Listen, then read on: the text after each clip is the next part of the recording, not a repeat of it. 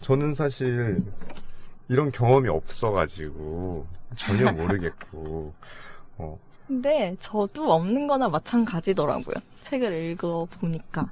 그치. 이게 육아, 육아는 그쵸. 정말 세상이 다른 얘기인 것 같아요. 왜냐면 45쪽에 그런 얘기 나오잖아요. 우주선 얘기. 좀 읽어주실래요? 맨 위에? 그렇죠. 여기에 되게 비유들이 많이 나오는데 소설을 읽다 보면 재밌어요.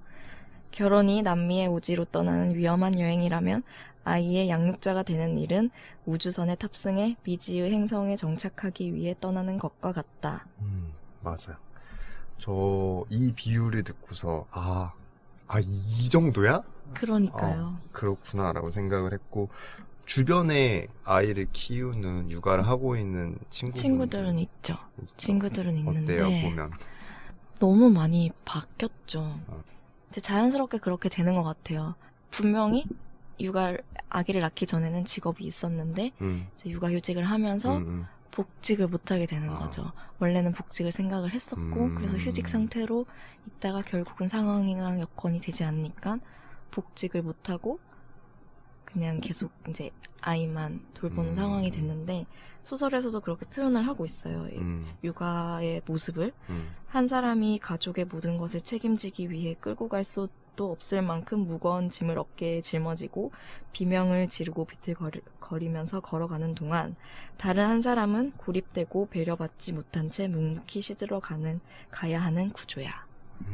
그래서 친구들은 시들어 간다고 표현하기엔 좀 마음이 너무 많이 아프지만 어쨌든 너무 많은 자기의 큰 부분을 포기하고 이제 아이한테만 맞춰서 육아를 전념하고 있는 그렇게 되는 것 같아요. 주위의 친구들을 보면 물론 아닌 케이스도 많은데 일단 제일 가까운 친구들은 그렇죠. 저는 친구들 중에서 사실 그렇게 가까이 볼 상황은 없고, 사촌 동생들. 사촌 동생들. 동생들, 네네. 저보다 어리지만 여자인 친구들이 결혼을 하고 아이를 낳고 육아를 하는 걸 생각보다 더 가까이에서 보게 되더라고요. 아무래도 가족이니까. 어때요? 보통이 아닌 거예요. 그러니까 우리는 집안이 너무 이제 사이가 너무 좋아서 네. 사촌 동생들이 아기를 낳았는데도 우리 집에 자주 놀러 오는 거지. 본가에 같이 아기들 데리고. 왜냐면 우리 부모님이 아이들이 너무 좋아하고 사촌 동생들도 어렸을 때부터 예뻐했으니까 그 같이 오는 게 너무 좋은데, 그때 잠깐 나는 보잖아요. 보는 건데도 네. 이게 너무 힘들죠. 이게 너무너무 힘들죠. 이게 누군가의 도움 없이, 공동체 혼자서. 도움 없이 혼자서는 불가능한 구조예요. 근데 맞아요. 이거를 왜 우리는 다 누군가, 그러니까 여기서는 재밌던 게 희은보다는 정민이 사실 맞아요. 그게 좋았어요, 사실. 역할이 좀 바뀌었죠?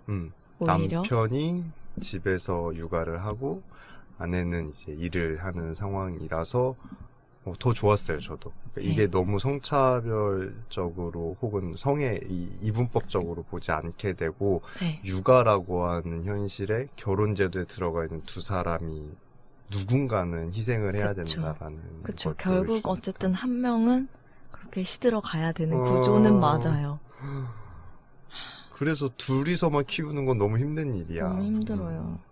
라는 거를 이제 책에서도 읽고 주변에서도 보면서 맞아 이렇게 힘든 거지 라는 생각을 하는 것 같아요. 물론 여기도 보면 힘든 것만은 아니라 맞아요. 그 아이 이름이 초록인데 초록. 초록이가 주는 그 사랑과 본인들의 행복에 대한 얘기도 있지만 그건 그거고.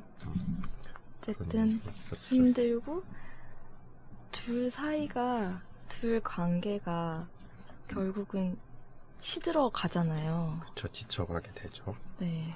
그 모습이 되게 잘 그려지는데 그게 굉장히 세밀하게 묘사가 되죠. 그게 뭐 대충 이런 거다 뭉뚱그리는 게 아니라 정말 그 과정을 겪어온 사람이 써내려가는 글들이라서 되게 디테일해서 납득이 되고 공감을 할 수 있고 그랬던 부분이 큰 것 같아요. 정말 이런 데서 아, 대상 수상작이구나라는 걸 맞습니다. 느꼈던 것 같아요. 근데 지쳐가다가 뭐가 문제였던 거죠? 지쳐가다가 사건이 터지죠. 사건이 터졌죠. 네. 희은의 집 맞은편에 맞은편에서 살던 여성분이 괴한의 습격을, 괴한이 아니라 전 전 남자친구. 남자친구 어떻게 되는지 구체적으로 묘사가 나오진 않아요. 하지만 비명 소리와 나중에 그 빗자국. 빗자국이 보임 그 묘사가 되면서 음.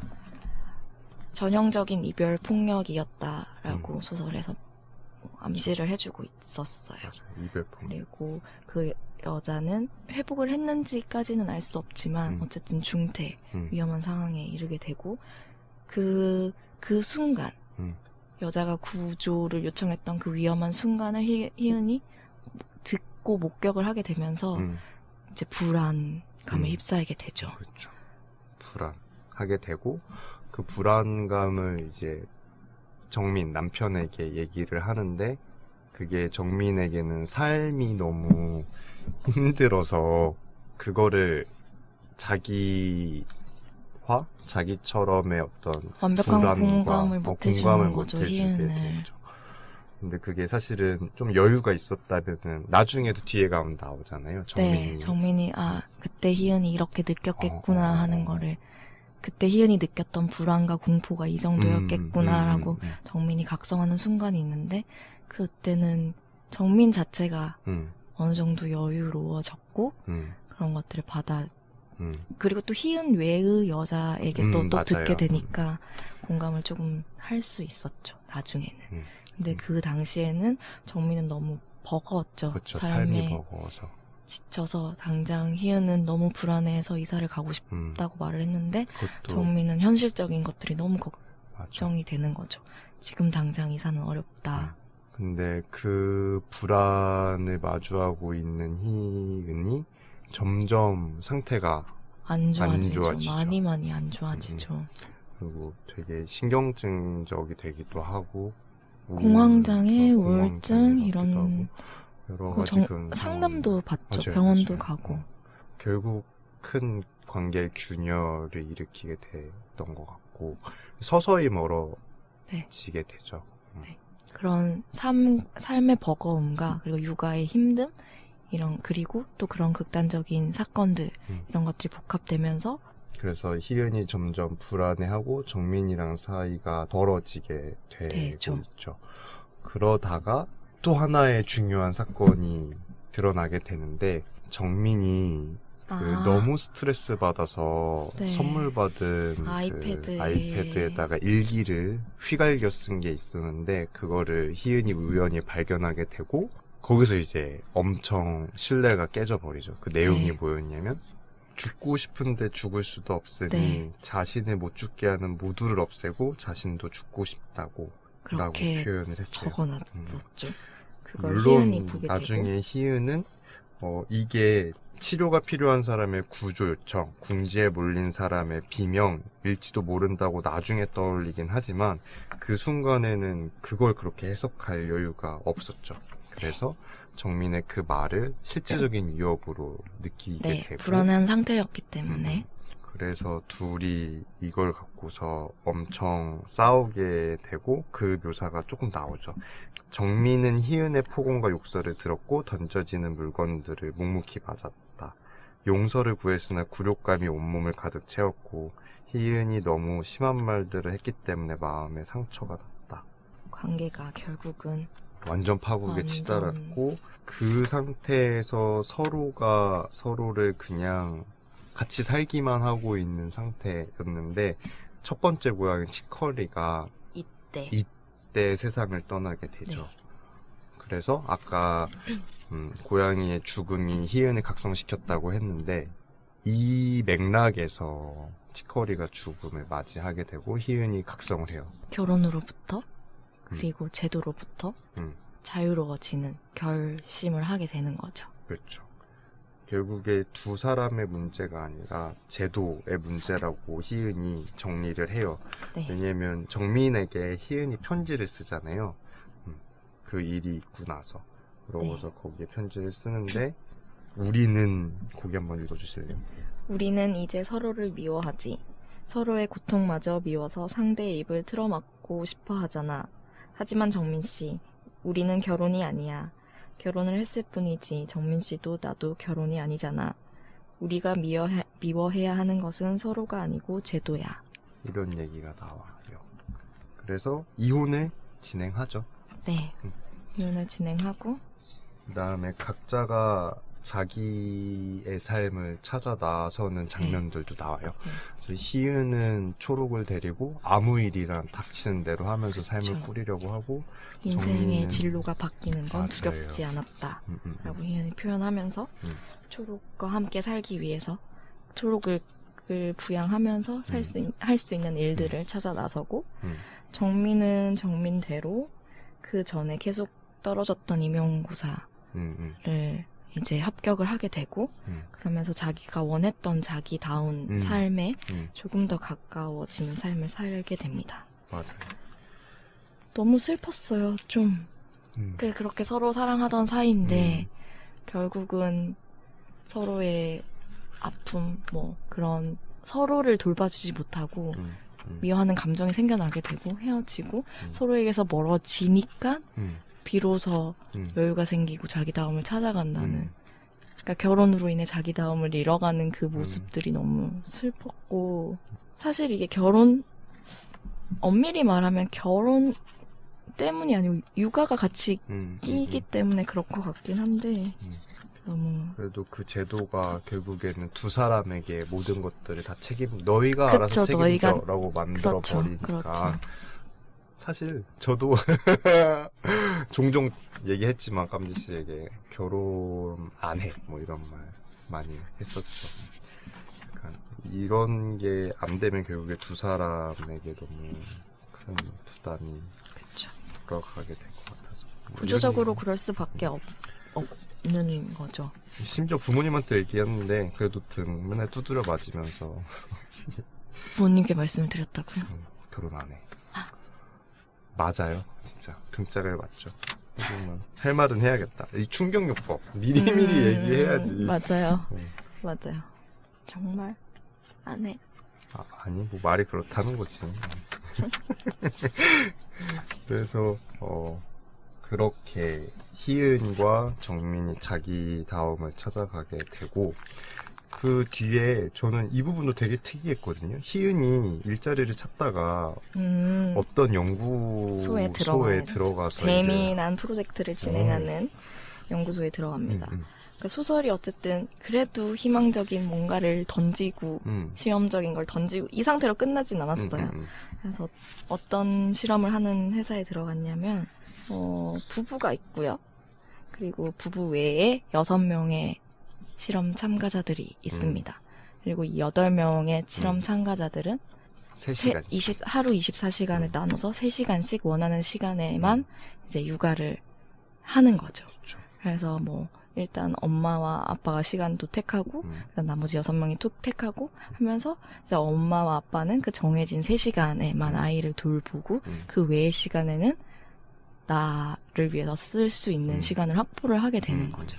이렇게 공동 육아 시스템 그렇죠. 같은 거를 이제 실험적으로 실험을 하게 돼요. 그리고 그 어떻게 이런 게 진행되는지 CCTV로 연구원들이 보면서 이게 가능할 모델일지 아닐지 서로 얘기해보고 실험 참가자들과 얘기를 해보는 그런 장면들이 묘사가 되는데요.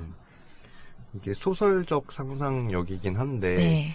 앞에서 사실 결혼 제도의 어떤 모순이라고 해야 되나? 아니면 힘겨움, 현실스러운 거를 보여주고 거기서부터 벗어난 사람들이 또 다른 그냥 거기서 이건 아니야라고 얘기하는 게 아니라 어떤 대안을 제시를 하고 제시해보려고는 있죠. 그런 면에서 되게 좋았어요. 저는 좋고 이게 이게 왜 안 돼? 현실성이 있냐 없냐를 논한 문제는 아닌 것 같고 그냥 어쨌든 제시를 한 상태로 마무리를 하고 있다는 게 저는 좋았어요.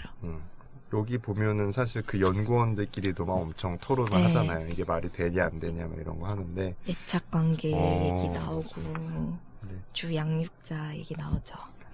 둘만의 모든 건 아니라고 생각이 되기 때문에 같이 고민을 해야 된다고 생각하고 그런 면에서 소설이 되게 대단한 점이 네. 그런 데 있다라는 거를 느꼈어요. 그리고 맨 마지막에는 초록의 관점에서 얘기가 마무리가 되죠. 되죠. 초록이 이제 장례를 치르고 돌아와서 친구들이랑 학교 가는 길이죠. 학교 가는 길에 생각했던 것들의 얘기가 나오고 소설이 마무리되는데 그게 방탈출 카페 네, 얘기잖아요. 방탈출 카페 얘기죠. 처음에는 몰랐어요. 이 의미도 모르다가 이제 어쨌든 희은과 정민의 세대, 다음 세대인 초록의 관점이 나오는 거고 그 방탈출 카페에 갔던 경험들이 이렇게 묘사가 되면서 아 다음 세대에는 더 나아질 수 있겠다는 그런 희망을 어느 정도 전하는 게 아닐까? 저는 그렇게 생각을 했는데 왜냐면 방탈출 카페에서 엄마 아빠와 같이 그 고군분투했던 네. 그 기억이 나오잖아요. 네네. 그리고 저는 이게 엄마 아빠와 함께 결혼제도 안에 있다가 탈출했던 그거를 묘사한 거라고 네. 생각이 들었거든요. 심지어 초록이 거기서 맡았던 역할이 시간의 지배자. 맞아요. 그래서 탈출 시간을 5분 연장시켜서 무서운 괴물이 너무 빨리 들여닥치지 않게 하는 역할이 너무 맞아요. 그러니까 그래서 그렇네. 그게 그래서 그렇게도 느낄 수 있네. 비유라고 생각이 들었어요. 그래서 그런 면에서 아까 깜지 씨가 얘기했던 대로 다음 세대인 초록이 더 나은 어떤 대안을 생각할 수 있을 거다라고 하는 희망? 네, 초록의 시선으로 마무리가 됐죠. 초록의 시선으로 마무리가 됐어요. 얘기 다 했나요? 할 얘기들은 얼추 얼추 다 했죠. 좋았던 문장 뭐 이런 거.